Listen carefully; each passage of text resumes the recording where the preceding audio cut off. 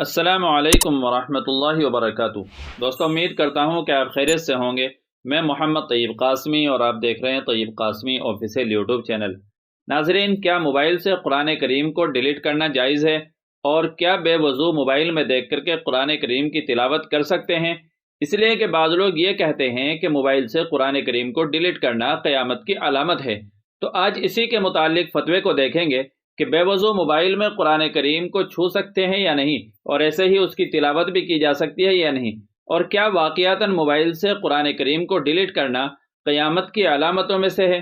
چنانچہ کسی نے جامعہ علوم اسلامیہ علامہ محمد یوسف بن نوری ٹاؤن سے اسی کے متعلق سوال کیا ہے، جو کہ آپ اپنی اسکرین پر بھی دیکھ سکتے ہیں، جس کا عنوان ہے موبائل میں قرآن کریم کی تلاوت اور اس کو ڈیلیٹ کرنے کا حکم۔ سوال: بغیر وضو کے موبائل کے اندر قرآن چھو نہیں سکتے، اور موبائل سے قرآن کریم کو ڈیلیٹ کرنا یہ قیامت کی علامت ہے؟ تو جامعہ کی طرف سے جواب دیا گیا ہے، موبائل میں قرآن مجید کی تلاوت کرنا جائز ہے، البتہ موبائل کی اسکرین پر اگر قرآن کریم کھلا ہوا ہو تو اسکرین کے اس حصے کو وضو کے بغیر چھونا جائز نہیں ہے۔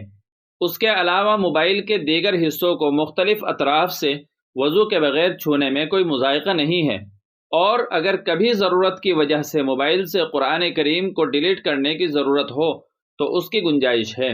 باقی جو روایات میں قیامت کے قریب قرآن کریم کے اٹھائے جانے کا ذکر ہے، اس کا مصداق یہ ہے کہ قرآن مجید اللہ تعالیٰ کے حکم اور منشا سے لوگوں کے سینوں اور مصاحف سے اٹھا لیا جائے گا۔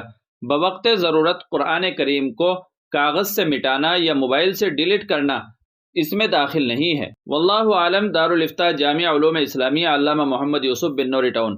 تو ناظرین، اس فتوے سے صاف ظاہر ہو گیا کہ اگر قرآن کریم کو موبائل کی اسکرین پر کھول رکھا ہے تو جہاں پر قرآن کریم کے الفاظ ہیں وہاں پر نہیں چھو سکتے بغیر وضو کے۔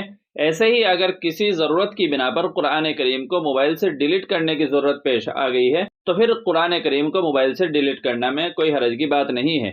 مجھے امید ہے کہ اب آپ اس مسئلے کو اچھی طریقے سے سمجھ گئے ہوں گے، اور اگر چینل پر پہلی بار آئے ہوں تو ہماری اس طرح کی مزید ویڈیوز پانے کے لیے آپ چینل کو سبسکرائب بھی کر سکتے ہیں۔ چلیے پھر ملتے ہیں اگلی کسی ویڈیو میں۔ آپ سے دعاؤں کی درخواست ہے۔ السلام علیکم ورحمۃ اللہ وبرکاتہ۔